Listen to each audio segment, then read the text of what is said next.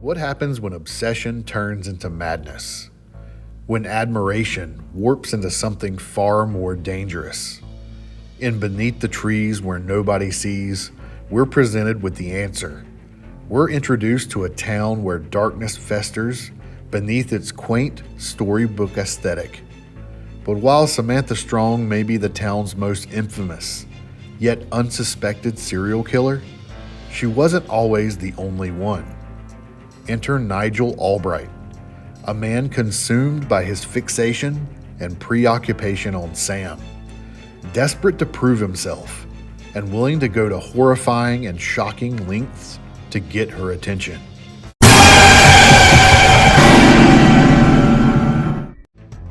But was Nigel just a reckless imitator?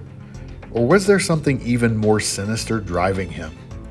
Let's dig into the mind of Nigel Albright and uncover the motivations that led him down his blood-soaked path in Woodbrook.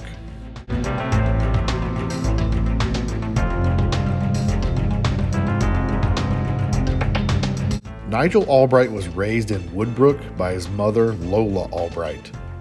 Like many who grow up in small, insular towns, he eventually sought something more intellectually stimulating, like heading off to college.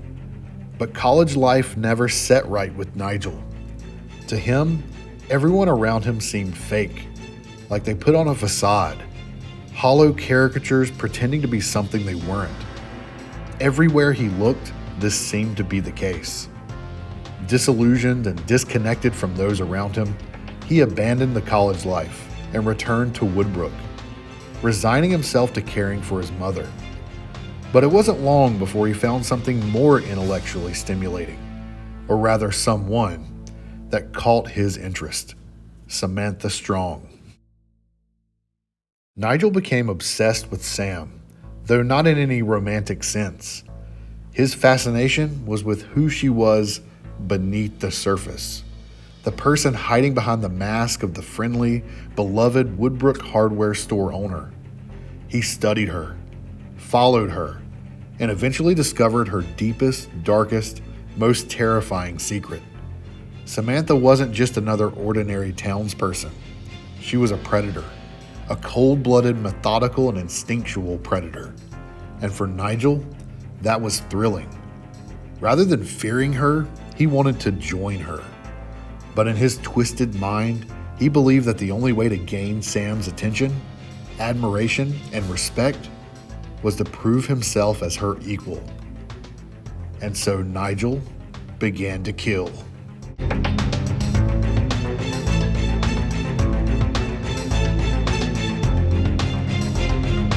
His first victim was Martin, an elderly goat suffering from senility.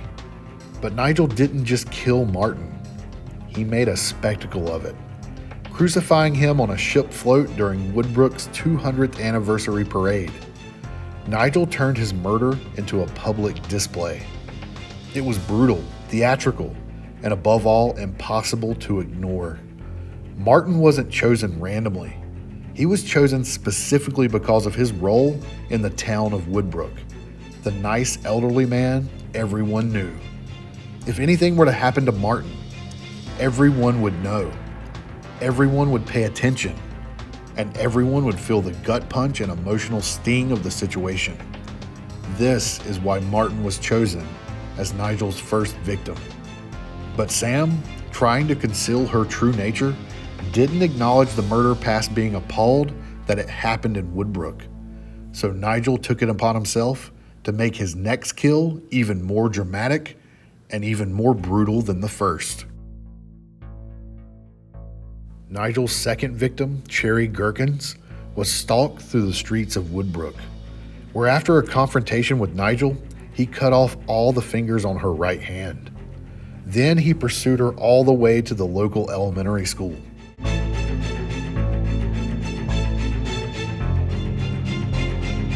Where he beheaded her with an axe and placed her head on a stick in the elementary school's front lobby. Nigel's murders were not like Sam's calculated, methodical kills. They were sloppy, erratic, and meant to draw attention. He didn't just want to kill. He wanted Sam to see him do it, and the aftermath of the killings. Nigel wanted to create a spectacle, a deliberate attempt to show Sam that he could not only do what she did, but he could do it even better. He could emotionally and psychologically impact everyone in Woodbrook with his actions.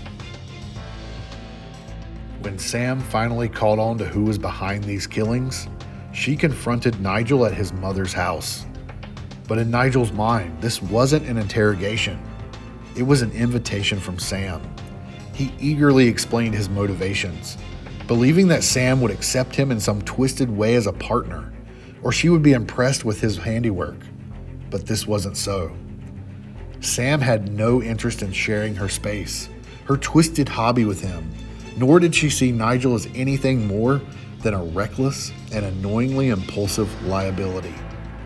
They say that rejection is merely a redirection, and Nigel certainly took this adage to heart. Rejection did not sit well with him. His idol had called him out, humiliated him even, just like all the others that Nigel had convinced himself would do the same. And in that moment, his admiration curdled into hatred. If he couldn't be Sam's partner, he would be her downfall. But Nigel knew exactly how to dismantle Sam's carefully built world. He unearthed the buried remains of her past victims and planted them in her hardware store. He murdered her employee, Charlie, right there in the store, decapitating him and sawing his head in half with a circular saw. He did this all the while knowing that the police would be forced to investigate and ultimately link Sam to the murders. And when Sam fled town, Nigel took his sick game even further. He burned his collection of photos of his past victims, only to start taking pictures of new ones, even stalking these citizens in Woodbrook in broad daylight.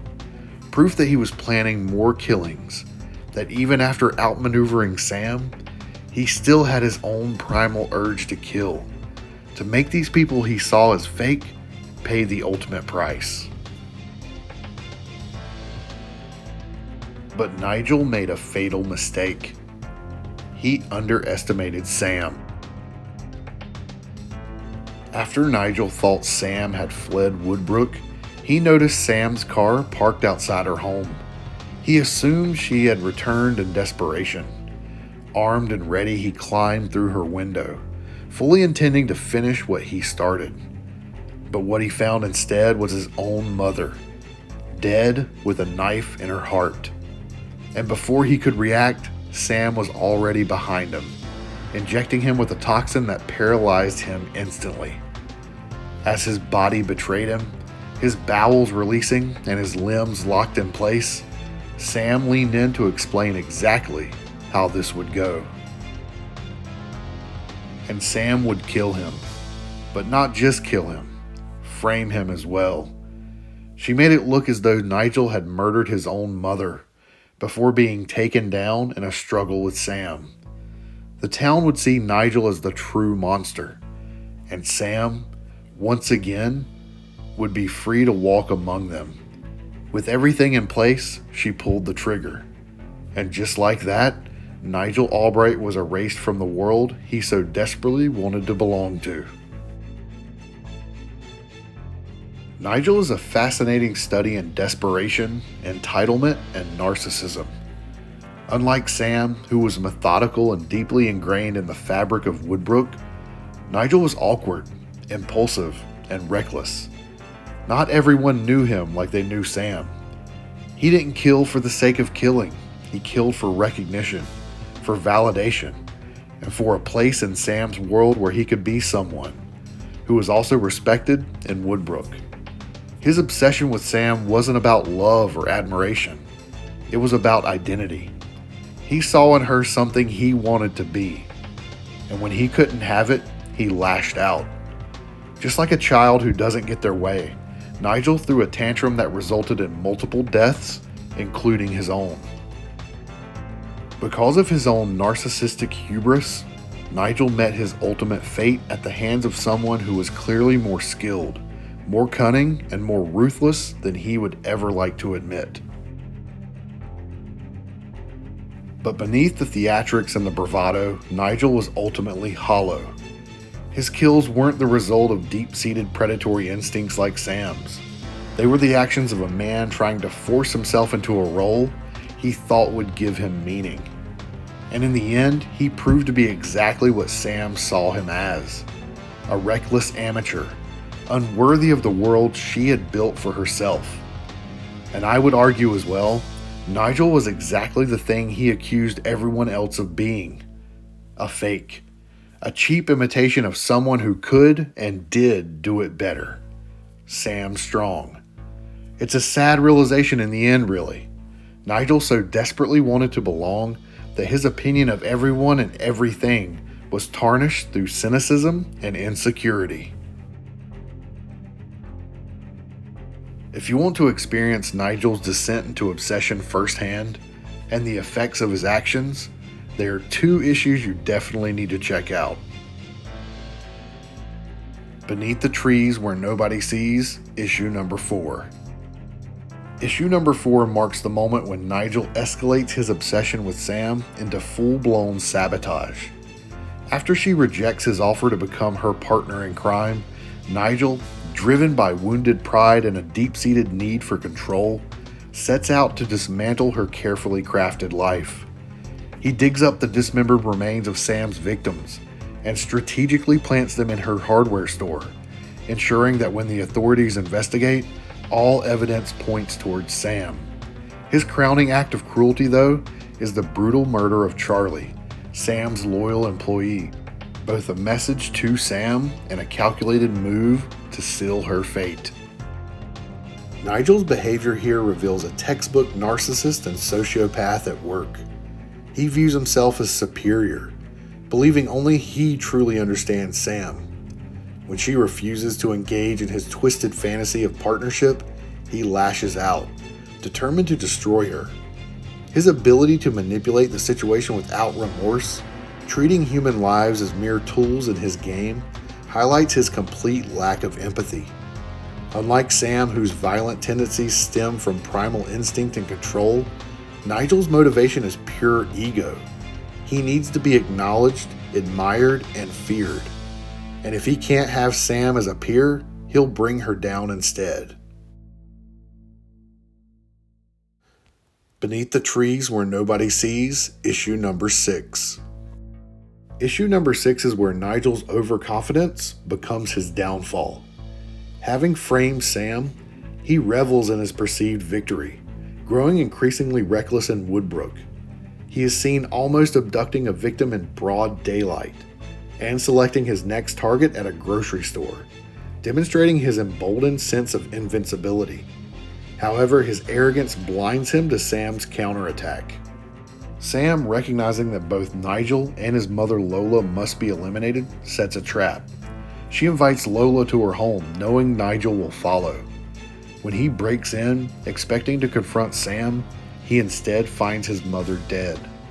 Before he can react, Sam ambushes him, injecting him with cure air, paralyzing him completely. Stripped of control, Nigel is forced to listen as Sam explains his fate. He will be framed for the killings, making him the town's true monster while she reclaims her place in Woodbrook. She then shoots him in the head, erasing the threat he once posed once and for all. Nigel's demise is a direct result of his narcissism. He believed himself to be Sam's equal, even her better. But his inability to recognize his own limitations proved fatal. He underestimated Sam, assuming she would flee in disgrace rather than fight back. His compulsion to assert dominance clouded his judgment, leading him straight into her hands. Ultimately, Nigel was never the mastermind he believed himself to be. He was a petulant child playing a dangerous game. And in the end, he lost. Nigel Albright wasn't just another killer. He was a man who wanted to be remembered, a protege, an antagonist, and ultimately a foil to Sam's character. He craved recognition, believing himself to be special, different, and worthy of standing alongside Sam. But in the end, he was just another victim, a pawn in a game he never fully understood. And when the dust settled, Sam remained standing, while Nigel became nothing more than another body beneath the trees where nobody sees. So what do you think about Nigel's story? Was he a tragic figure, or was he simply a dangerous fool who got exactly what he deserved? Let me know in the comments below. And don't forget to like and subscribe for more deep dives into the most fascinating characters in comics. Thanks for watching Comic Drops, and I'll see you in the next one.